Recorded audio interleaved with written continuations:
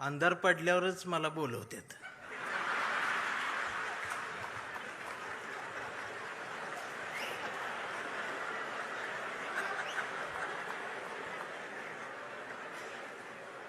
पण अंधार पडल्यावरच उजेडाची गरज असते आणि मग मला यावं लागतं. मला मगाच कळलं तिकडं काळे कपडे घालून यायलाच परमिशन नाही.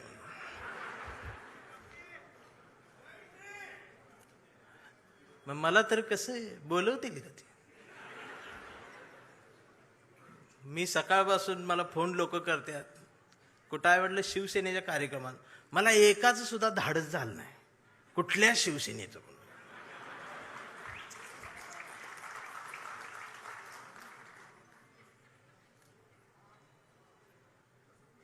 जमलेल्या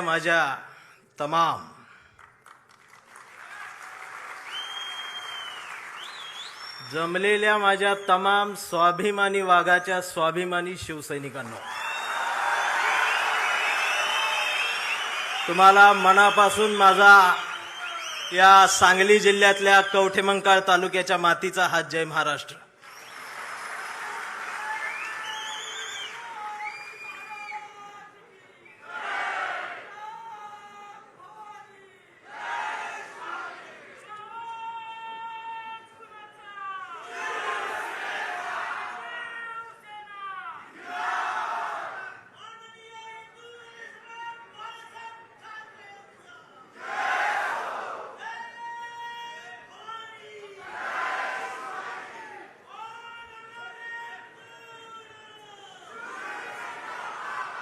हा, आता मला बोलू दे, मला बोलू दे. मला टाइम दिलाय, त्यात तुम्हीच गिटल्यावर कसं व्हायचं? ह्याच्यामुळेच मी काळा पडले.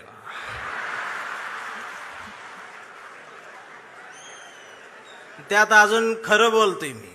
खरं बोलले की मारत्यात. मी आलोय, मी एक नाही अनेक हुंदके घेऊन आलोय. मी आलोय महाराष्ट्रातल्या मराठी मातीचा हुंदका घेऊन. मी आलोय प्रत्येक मराठी मनाचा एक हुंदका घेऊन. मी धाराशिवच्या मातीचा हंबरडा घेऊन आलोय. आणि गावगाड्यावरती पारावरती बसणाऱ्या म्हाताऱ्यांपासून ते नुकत्याच जन्माला आलेल्या पोरांच्या छातीच्या आत असलेल्या हृदयातल्या ठोक्याचा हुंदका घेऊन आलोय. त्या प्रत्येक ठोक्याचं एक गणित आहे महाराष्ट्रात. शिवसैनिक ही या महाराष्ट्राची शान आहे, स्वाभिमान आहे. आणि मी तुम्हाला आधीच सांगतो, मी एक मराठी म्हणून सांगतो, तुम्हाला सगळ्यांना एक विसर पडलाय. शिवसेनेचा जन्म सत्तेसाठी कधीच झाला नव्हता. शिवसेनेचा जन्म इथल्या मराठी माणसाच्या अस्मितेसाठी झाला होता. त्यामुळं कोण गेलं कोण आलं यानं शिवसेना कधी संपली नाही आणि ती कधी संपणारही नाही.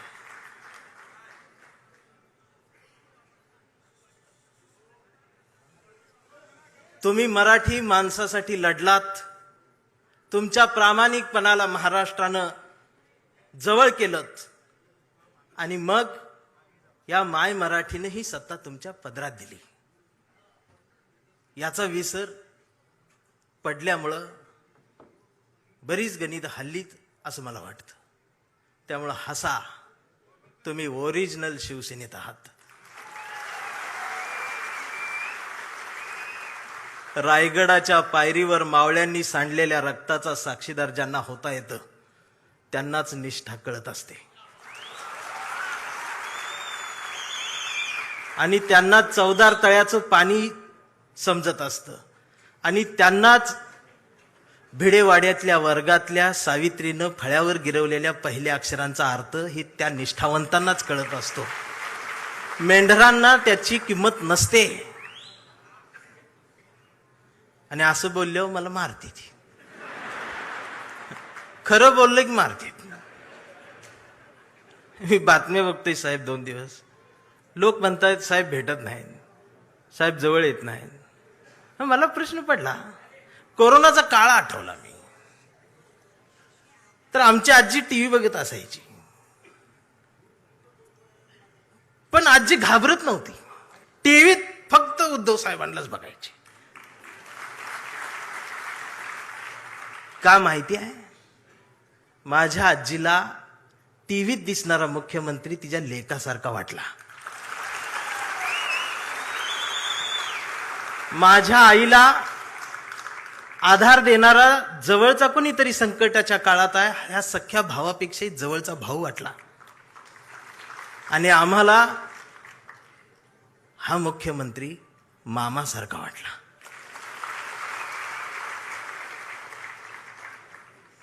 ही न भेटता सुद्धा नाती तयार झाली.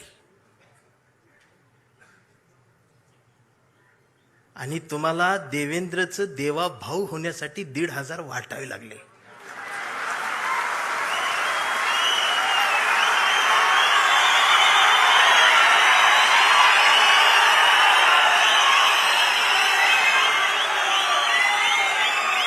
आणि बहिणीच्या ताटात दिलेली मतांसाठी जी ओवाळणी निवडून आल्यानंतर ती काढून घ्यायलाही भाऊ विसरला नाही. तुम्ही भाऊ झालात असं बोलल्यावर मला मारते. नाही, ही टीका नाही. माझं त्यांच्यावर बी प्रेम आहे. मी सगळ्यांवर प्रेम करतो. मला ते फार आवडतात, पण ती विरोधी पक्षात असल्यावर जास्त आवडतात. विरोधी बाकावर मला त्यांचं जास्त आवडतं, प्रेम आहे त्यांच्यावर. इकडं आले ती तोडती ती फोडती ती. तोडा फोडा राजकारण करा. या राजकारणाची व्याख्या आता बदलली पाहिजे. माणसं जोडा, घडा आणि मराठी मन घडवा, हे सांगायला मी आलोय. काय आम्ही करून ठेवलंय? भस्म्या झाल्यासारखं काय चाललंय आमचं? एक तर काहीतरी होईल.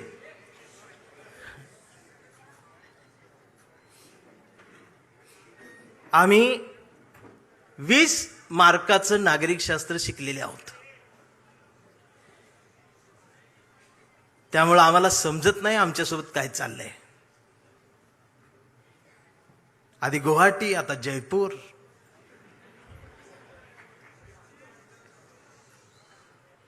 ह्यो मतदान केलेल्या प्रत्येक मतदाराचा अपमान आहे, लोकशाहीचा अपमान आहे, संविधानाचा अपमान आहे.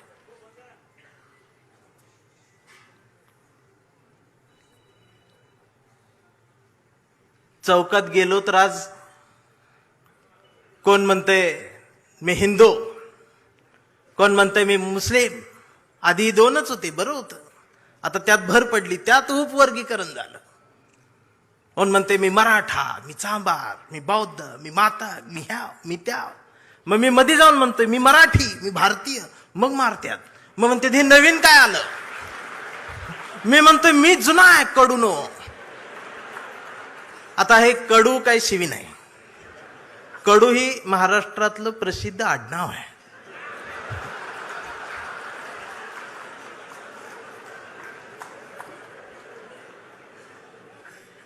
मी भारतीय म्हणल्यावर मारते. हे नवीन काल. मी म्हणतोय मी जुना आहे, तुम्ही नवीन आहे, मग अजून मारते. भारतीय होऊन जगायला गेल्यानंतर मी मार खायला लागलो, काळा पडत चाललो. मी गोराच होतो आधी. पण या महाराष्ट्राच्या राजकारणाला वळणावर आणि एका रेषेत वळुंबा लावून जर कोणी उभं केलं असेल तर ते आदरणीय बाळासाहेब ठाकरेंनी एक अस्मिता दिली. मी सांगू, 2 मैत्रिणी रस्त्यानं निघालेल्या होत्या आणि रस्त्यानं जाता जाता एकीच्या पायाला ठेच लागली. रस्त्यावरचा दगड धारदार होता.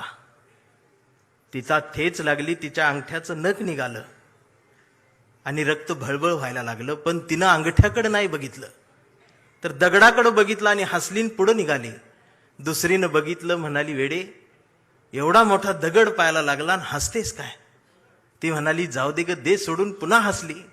ती म्हणाली, थांब, चिंदी तरी बांध, दवाखान्यात चल. हसतेस काय, एवढा मोठा दगड पाहायला लागलाय. ती हसत म्हणाली, दे ग सोडून. तर ती पुन्हा हसत म्हणाली, अगं एवढा मोठा दगड पाहायला लागलाय तरी सोडून दे कसं काय म्हणतेस? तिनं हसत उत्तर दिलं. ती म्हणाली, अगं माहेरच्याच वाटेवरचा दगड होता, त्याचं एवढं वाईट वाटून काय घ्यायचं? म्हणजे माहेरच्या वाटेवरच्या दगडावर प्रेम करणाऱ्या लेकूरवाळ्या माहेरवाशिनी पुरींचा हा महाराष्ट्र झाला. पण सासरवाडीच्या हायवेवर असणाऱ्या खडकावर प्रेम करणारा जावई, महाराष्ट्रात असे जावई दोनच झाले. मला बाळासाहेब का आवडतात खरं सांगू, आमच्या निखिल वागळे साहेबांना त्यांनी शेवटची मुलाखत दिली होती. मी ती अधूनमधून सारखी बघतो. आणि वागळे साहेबांनी त्यांना विचारलं, माची आठवण येते, पत्नीची आठवण येते. त्यावर बाळासाहेब जे भाऊक होत आहेत. पत्नीला मा म्हणणारा एवढा कणखर माणूस डोळ्यात पाणावतो आणि खिशातला फोटो दाखवतो. हा एक बाळासाहेब. आणि स्वतःच्या पत्नीवर एवढं प्रेम करणारा दुसरा बाळासाहेब महाराष्ट्रात आला आहे, ते म्हणजे बाळासाहेब आंबेडकर आमचे. हे दोन बाळासाहेब मनाला भावतात. शिवसैनिकांनी या 60 वर्षात खूप काय पाहिलेलं आहे. दोन भावांच्या रात्रभर रडून भिजलेल्या उषा सुद्धा शिवसैनिकांनी पाहिल्या. हृदयाला घाव घातले गेले, टाके तुटले गेले, शिवत राहिले. शिवसेना फाटली नाही, तुटली नाही, ती नेटानं उभीच राहिली. ती उभी राहणारच आहे. आणि मला माझ्याकडे आज बघितल्यानंतर बरेच मला म्हणतील की आज हा इकडं कसा, हा पुरोगामी चेहरा इकडं कसा? होय, मी आहे पुरोगामी, फुलेशाह आंबेडकरवादी, पण मी कट्टर नाही. माझं प्रतिगाम्यांवरती प्रेम आहे. माझं प्रत्येक माणसावर प्रेम आहे. माझं या देशावर प्रेम आहे, भारतावर प्रेम आहे, माय मराठी मातीवर प्रेम आहे. आणि मला फोन कुणाचा आलता माहित आहे? संजय राऊत साहेबांचा फोन आलता.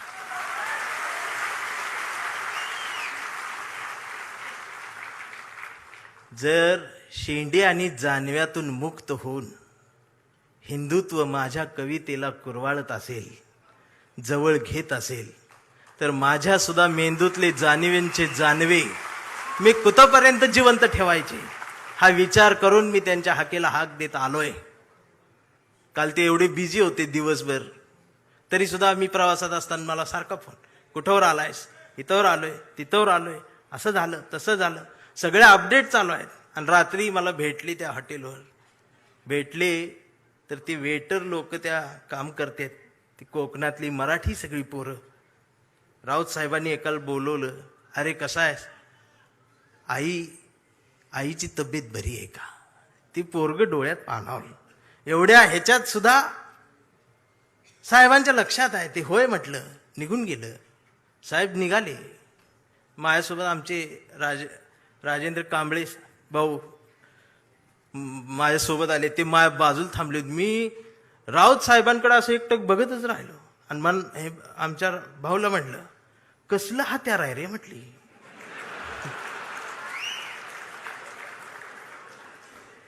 आमचं राजाभाऊ म्हटलं, धारदार आहे.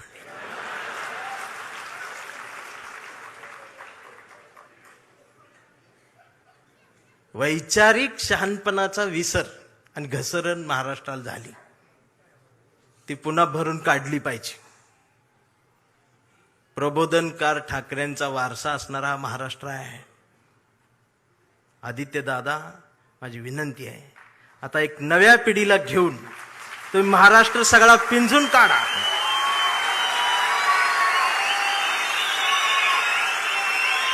मुंबईत काय आहे काय नाही मला माहित नाही, पण मी महाराष्ट्र सगळा एसटीन फिरतोय. एसटीच्या खिडकीतून मी महाराष्ट्र बघतोय. गावगाड्यावरती प्रबोधनकार ठाकरेंनी, बाळासाहेब ठाकरेंनी जे पेरलेलं आहे ते उगवलेलं आहे. त्याला जर त्यांच्या नातवानं पाणी घातलं ना,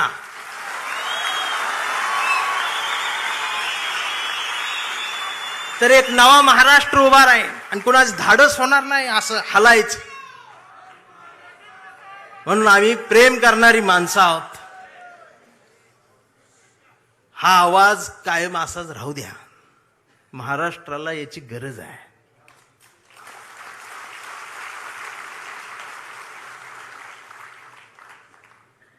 महाराष्ट्राला झाड तोडणाऱ्या माणसांची नाही, झाड वाचवणाऱ्या माणसाची गरज आहे.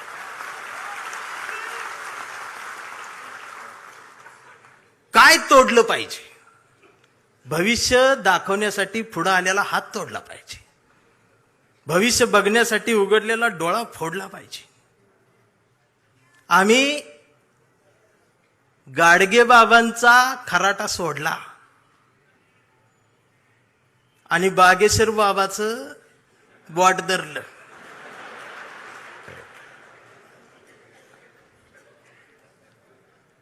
मग बागेश्वर बाबाचं बोट धरलं की खरात बोट तोडतो.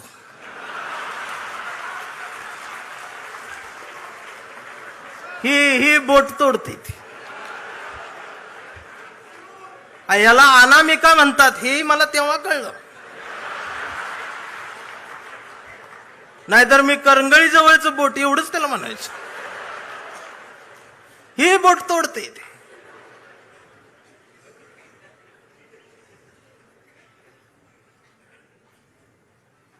ओशनो जल पिली माणस.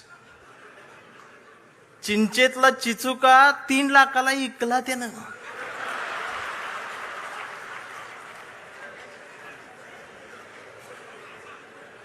म्हणून म्हटलं लय चांगलं झालं, गेली ती लय बरं झालं, हिथं नाही ती. आणि प्रबोधनकार ठाकरेंच्या वारशाजवळ ही असली नकोच, ती लांब असलेलंच बरं. मी काल लातूरवरनं यायला लागलोय. मी धाराशिवच्या मातीला स्पर्श करून आलोय. ओम दादा, मी त्यांच्या नावातलं जी राजे आहे ना ती काढून टाका तुम्ही आता. ती राजे निंबाळकरांच्या ओमच्या पुढं हा राजे शब्द शोभून दिसत नाही. हा राजेचा शब्द आमच्या वाजेंच्या राजाभाऊंला शोभून दिसत असतो. इतरांना त्याचा अंदाज येत नाही.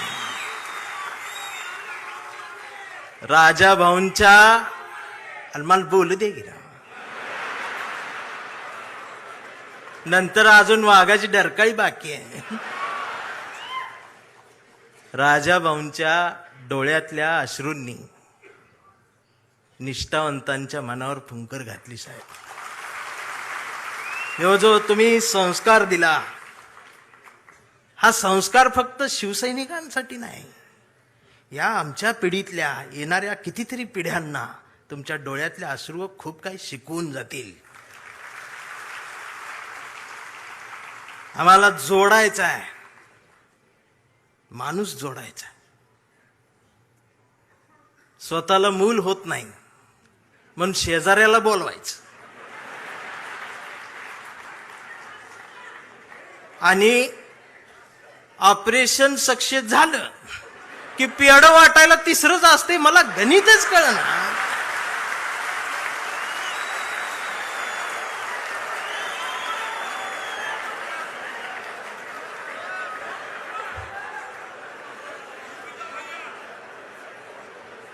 आमच्या अंबादास दानवे साहेब आहेत. माणसं जोडा. शिवसैनिक, भीम सैनिक, मान सैनिक, मराठी सैनिक, हिंदी सैनिक, ही सगळी एकत्रित या मातीला गरज आहे स्वाभिमानाची.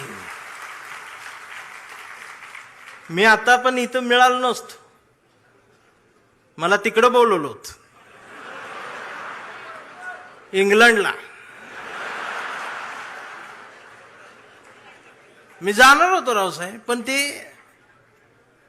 आनंदात होतो. मला आणि बायकोला दोघांना बोलवलं होतं. लय आनंदात होतो. बायकोन 2 ड्रेस मला शिवलं होतं. आणि ते काय केम्ब्रिजला बोलवलं होतं. ती बायको आमची युट्यूबला रोज केम्ब्रिज टाकून बघायची. ती मला दाखवायची, इथं चहा घेऊ, इथं कॉफी. म्हटलं तू लिहून ठेव, गेल्यावर करू. मी इतका आनंदात होतो, त्या कडूनची भांडणं लागली. कुणाची? अमेरिका, इस्रायल आणि ती इराण. आणि माझा दौरा रद्द. इमानच उडत नाही म्हणे.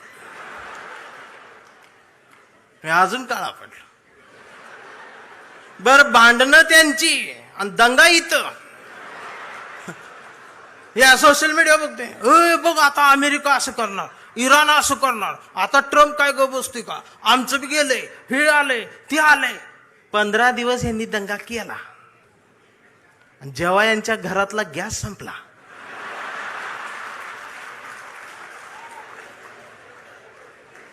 त्यावेळेला बीकॉम झालेली बायको पहिल्यांदाच चुलीजवळ आली. तिला काय चूल पेटना. मैंने युट्यूबवर चूल बघितली. त्या युट्यूबवर याला फुकणी गावली. मग ह्यानं तिला फुकणी दिली. म्हटलं फुकाय, तर ती डोळ्यातनं बघायला लागली. म्हटलं फुकायचं आहे. मग ती अशी फुकायला लागली. सगळा धूर गेला डोळ्यात. मग तिनं अशी फुकणी याला फेकून मारली. याचा गुडघा फुटला. आणि मग ही लंगडत लंगडत ती गॅसची टाकी घेऊन चौकात आलं. चौकात 4 किलोमीटरची लाईन. मग दिवसभर उन्हात थांबलं. फुटाफुटान पुढं सरकत गेलं. संध्याकाळी 5 वाजता याचा नंबर आला. आणि ती पुढं नंबर आल्यावर संध्याकाळी ती काउंटरवरची मुलगी म्हटली, डीएसी नंबर असेल तरच या. 45 दिवसानंतर बुकिंग होईल, 60 दिवसांनी मिळेल. याच्या लक्षात आलं 60 दिवस गुडघा फुटणार. त्यानं असं डोळं झाकलं, गार वाऱ्याची झुळूक आली. मग यो म्हटला, जगाला युद्धाची नाही, बुद्धाची गरज. कधी चुलीत लाकडं गेल्या. अहो, आमचं उपमुख्यमंत्री शिंदे साहेब सुद्धा टीव्हीवर पहिल्यांदाच नाव घेतलं. कधीच नाव घेतलं नव्हतं बुद्धाचं. ते सुद्धा पत्रकार परिषदेत म्हटले, जगाला युद्धाची नाही, बुद्धाची. बायकोन मला बघितलं, लोक हे काय म्हणतात. मी बघितलं तर ते खरंच म्हणत होते, बुद्धाची गरज आहे. मग मी डोकसं खाजवत म्हटलं, ह्यांच्या बी घरातला गॅस संपलेला आहे.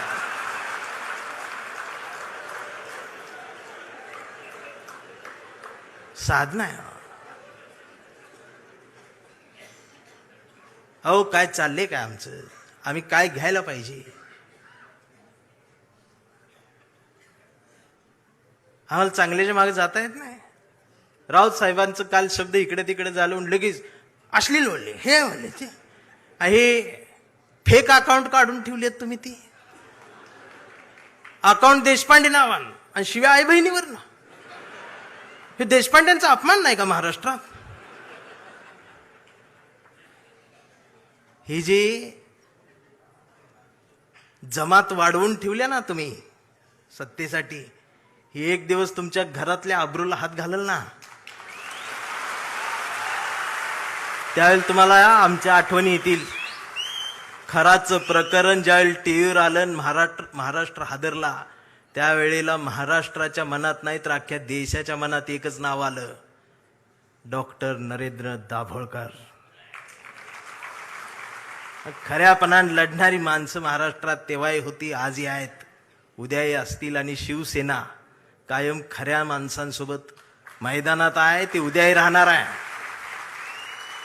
ही संपणार नाही. फक्त माझी विनंती आहे, मला दिसते बरं का, मला काय भविष्य कळत नाही, पण मला दिसते की लवकरच तुम्ही बी सत्तेत आहे. फक्त माझी विनंती साहेब एवढीच आहे, जेवढी गेले ती त्यातलं परत यायला बघत्याल. अजिबात नाही घ्यायची.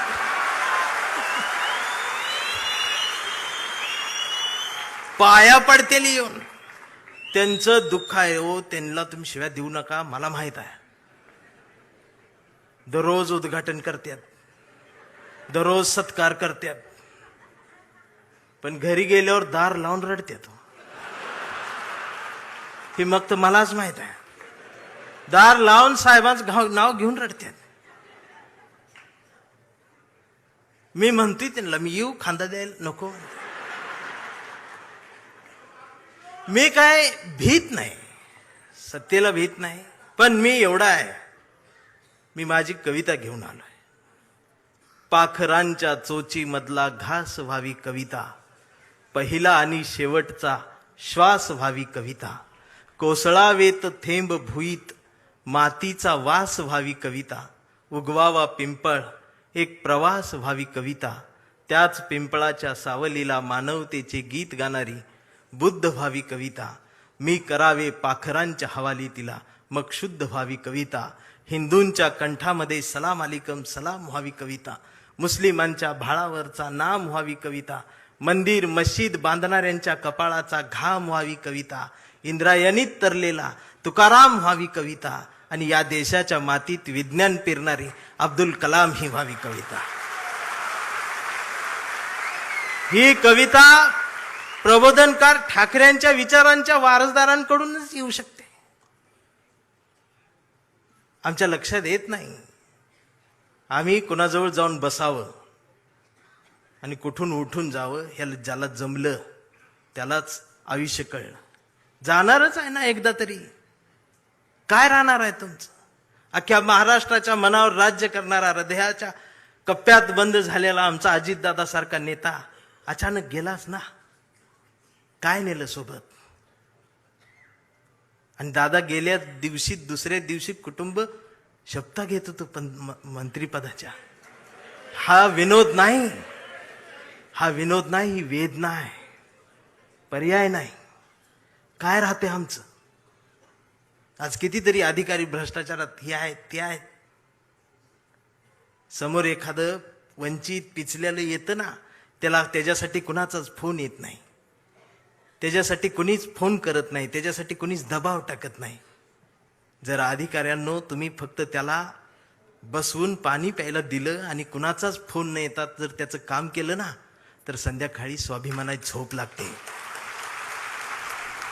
याचा विसर पडला म्हणून बाळासाहेब ठाकरे यांना कुंचला सोडून ही बोट उचलावं लागलं.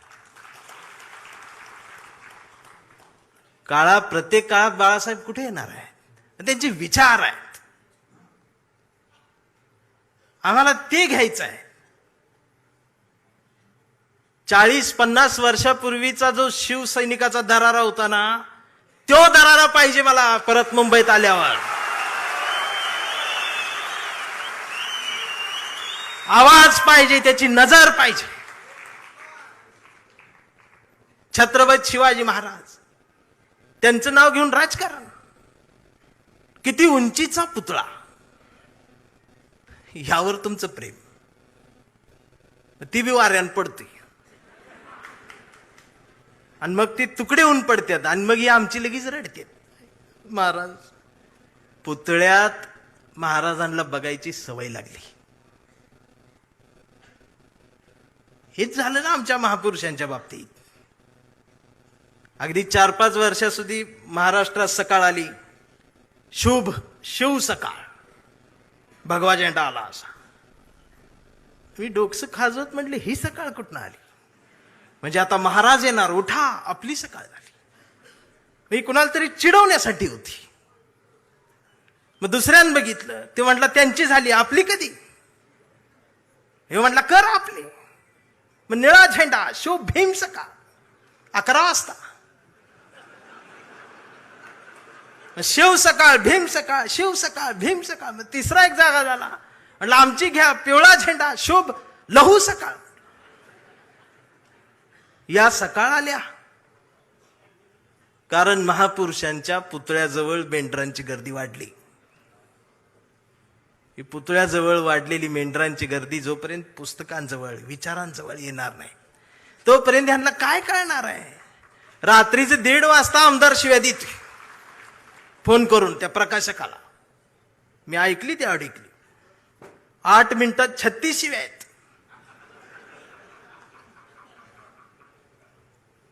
स्ट्राईक रेट काढला तर 400चा आहे ते.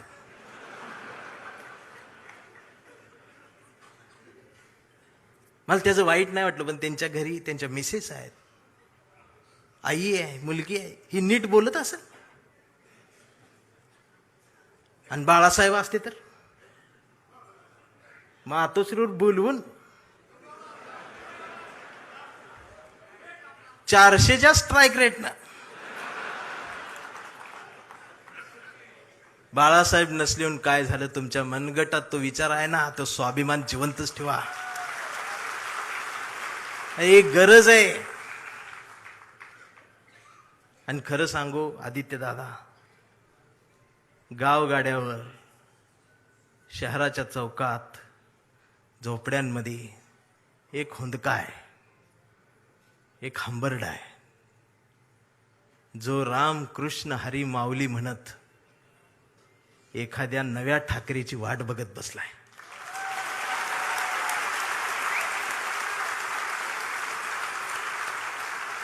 आणि ती पोकळी भरून काढण्याचं काम, भरीव काम आता तुम्ही करायला सुरुवात करावी. हा शिवसैनिकासोबत माझ्यातला भीमसैनिक सुद्धा तुमच्यासाठी मैदानात उतरणार. कुठपर्यंत आम्ही एकमेकांशी भांडत बसायचं? जर शिवाजीनगर मधून समतेचा आणि मैत्रीचा हात, जर माझ्यासाठी दोस्तीचा हात येत असेल, तर आंबेडकर नगर मधून माझा सुद्धा हात मैत्रीचा तुमच्यासाठी पुढे येला पाहिजे. आणि हा देश संविधानाचा आहे ना, मी हिरव्यांचा आहे, निळ्याचा आहे, ना मी भगव्याचा आहे. मी भगव्याचा आहे. कुठल्या भगव्याचा? मी वारकऱ्यांच्या भगव्याचा आहे. मी बाळासाहेबांनी शिवसैनिकांच्या हातात जो भगवा दिलाय, मी त्या भगव्याचा आहे. मी तो भगवा घेऊन आलोय, पण त्याच्या सोबत मी या देशाचा तिरंगा सुद्धा आज घेऊन आलोय. आणि मला काय करायचं ते करा. या देशाच्या संविधानाला, तिरंग्याला जरी साधं नख लागायचा प्रयत्न जर कुणी केला, तर माझा ह्यो काळा रंग तुमच्यात मिसळून जाईल. आता ही भाषाच कळत नाही यांना, वैचारिकपणच राहिलं नाही. राऊत साहेब लगेच मारतेत, अंगावरच येते, शाईच टाकायला देश आहे. परवा एका कार्यक्रम सुरू करायच्या आधी ती DYSP माझ्याकडे आले, म्हटले भाषण करू नका. म्हटलं काय झालं? काही संघटना तुमच्यावर शाई टाकायला. मी म्हटलं मी लय लांब आलोय, करू दे. तर बाजूला ते कॉन्स्टेबल बघत होत माझ्यावर, ते हसायला लागलं मला बघून. म्हटलं काय झालं, का हसताय?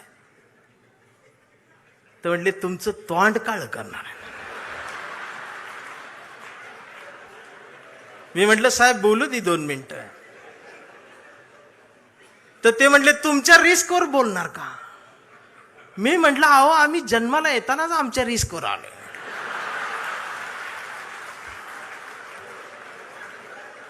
मी भाषणाची सुरुवात केली, म्हटलं जे कोणी शाई टाका आलेत त्यांना विनंती एवढी आहे, म्हटलं तुम्ही चुना आणा, अजून काय काळ करणार. हे जी घसरण झाली आमच्या शहाणपणाची, मी या मराठी मातीचा सांगावा घेऊन आलोय तुमच्यासाठी की तुमची गरज महाराष्ट्राला आहे. आणि महाराष्ट्र फक्त तुमचा आहे.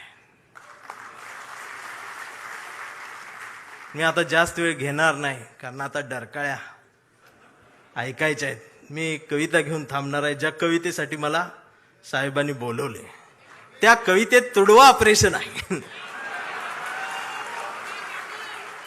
कविता आहे कांबळे. आता हा कांबळे कुठल्या एका जातीचा नाही, हा कांबळे भारतीय आहे, हा कांबळे मराठी आहे, हा कांबळे अस्मिता आहे, हा कांबळे स्वाभिमान आहे, हा कांबळे काय काय त्रास होत जातो त्याची कविता आहे. हा कांबळे शेंडीतून जानव्यातून मुक्त येऊन प्रबोधनकारांच्या जवळ आलेला आहे, फुलेशाह आंबेडकरांच्या जवळ आला, असा हा स्वाभिमानी आहे. की आमचा कांबळे लय हुशार, हे कधीच नाही रडला, नुसताच कांडला करून. कांबळे शाळेत गेला, मास्तरनं फळ्यावर सरस्वती काढली. कांबळे शाळेत गेला, मास्तरनं फळ्यावर सरस्वती काढली, पण कांबळेनं पाटीवर सावित्री काढली. मग मास्तरनं चिडून कांबळेला असा तुडवला, असा तुडवला, असा तुडवला, पण कांबळे नाही रडला, नुसताच कणला करो. कांबळे वयात आला, विशीत आला, मिशीत आला. कांबळे गुलाबी झाला आणि तिच्या प्रेमात पडला. मग तिनं विचारली त्याची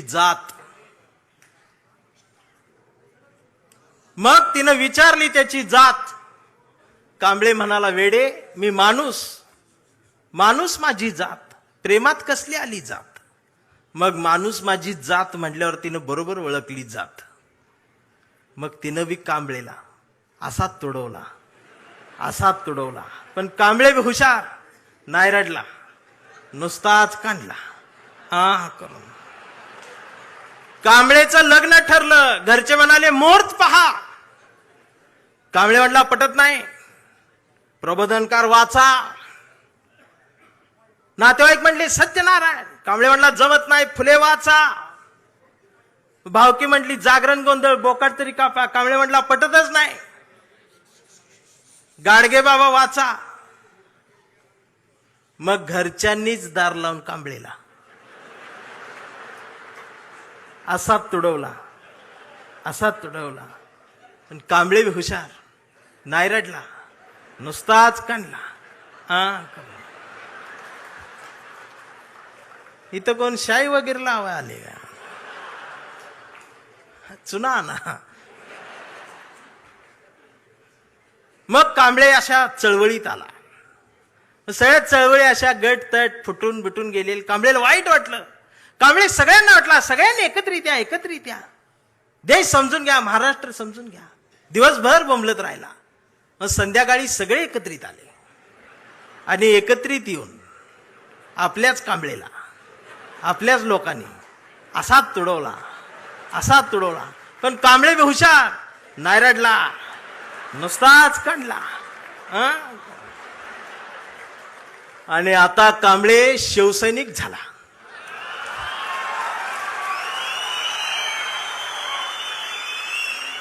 आता कांबळे शिवसैनिक झाला, शहाणा झाला,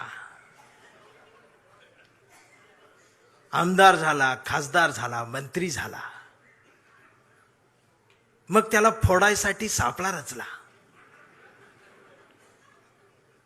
त्याला बोलवून घेतलं, कांबळे नाही गेला.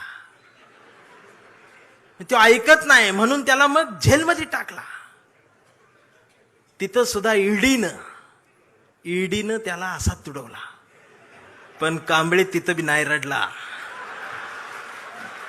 नुसताच काढला आणि असा भगवा फडकवत जेलबद्ध बाहेर आला. अरे, महाराष्ट्राच्या इतिहासातला सुवर्ण अक्षरांनी, सोनेरी अक्षरांनी लिहिणारा जाणार तो इतिहास आहे. तो शिवसैनिक ज्या वेळेला न झुकता बाहेर आला ना, तो नाद नाही अफजलराव साहेब, नादच नाही. आता कांबळे वयस्कर झाला, त्याच्या परवा ते सोशल मीडियावर येडं झालेले. ते सोशल मीडियावर कोण आहे, निसर्ग चित्र येतं, त्याच्यावर लिहिलेलं असतं 70% डोळे बारीक करा. हे बारीक करतात आणि त्याच्यात येतं स्वामी दिसले, पाया पडते तो. 70% डोळे बारीक करून स्वामी बघणाऱ्यांची जमात वाढली साहेब. अजून 30% डोळे उघडे आहेत ना, ती सुद्धा पूर्ण बंद व्हायच्या आधी उघडा, नाहीतर खरात घरात घुसल. आणि असं बोलल्यावर मला मारती. परवा कांबळेच्या मुलानं मोबाईल बघत अर्धा डोळा बारीक करत कांबळेला विचारलं, डॅडा, महाराष्ट्र म्हणजे काय डॅडा? स्वाभिमान म्हणजे काय डॅडा? प्रबोधनकार ठाकरे कोण होते डॅडा? फुले शाहू आंबेडकर कोण डॅडा? आणि शिवाजी महाराज खरंच जन्माला आले होते डॅडा. आता मात्र कांबळे पेटला. अरार म्हटला गावभर पेरलं आणि घरातच नाही उगवलं. म्हणून त्यानं दार लावून पोरालाच असा तुडवला. पण चिरंजीव कांबळे हुशार, तो पण नाही रडला. तो दोनदा काढला करून. मग याच्या लक्षात आलं डीएनए मधनं ही डबल जात. विचार ही स्वाभिमानातनच द्यायला लागत असतात. आणि आता कांबळे वेडा झालाय. कांबळे वेड्यासारखं निष्ठा म्हणतो, कांबळे वेड्यासारखं संघटन म्हणतो, कांबळे वेड्यासारखं मराठी म्हणतो, कांबळे वेड्यासारखं भारत म्हणतो, कांबळे वेड्यासारखं शिवराय ते भीमराय सांगतो. पण डॉक्टर सुद्धा कांबळेला शॉक देऊन तुडवतायत. पण कांबळे नाही रडत, तो नुसताच कंथी करून. हा कांबळे जोपर्यंत जिवंत आहे तोपर्यंत शिवसेना जिवंत राहणार आहे. हा कांबळे जोपर्यंत जिवंत आहे तोपर्यंत बाळासाहेब ठाकरे, फुले, शाहू आंबेडकर, मराठी माती, मराठी माणूस जिवंत राहणार आहे. हे एवढाच सांगावं घेऊन आलो होतो. जागर राहावा, दिवसा बी जागर राहावा, रात्री बी जागर राहावा. आणि पुन्हा तो दरारा मला पाहिजे. आणि आदित्य दादा, माझ्या कवठीमंकाळच्या मातीचं तुम्हाला सांगणं आहे की आता तुम्ही या मैदानात, म्हणजे तुम्ही तसं मैदानात आहेच, या माय मराठी मातीत ब्रँड म्हटलं जातं ना, ब्रँड, त्या ब्रँडला म्हणते शिवसैनिक, ओरिजिनल शिवसैनिक.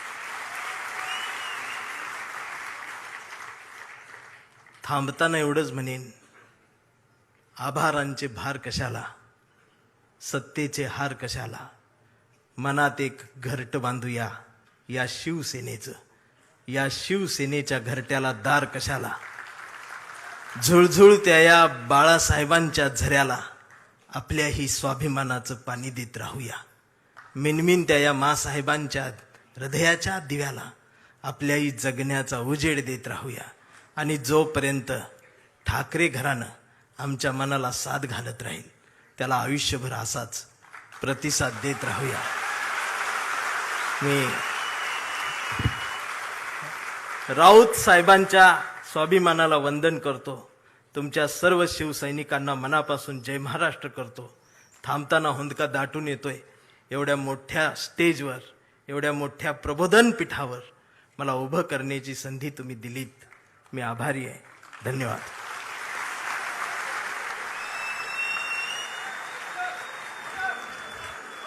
धन्यवाद चंदन शिवेजी. आता काही वेळात आपण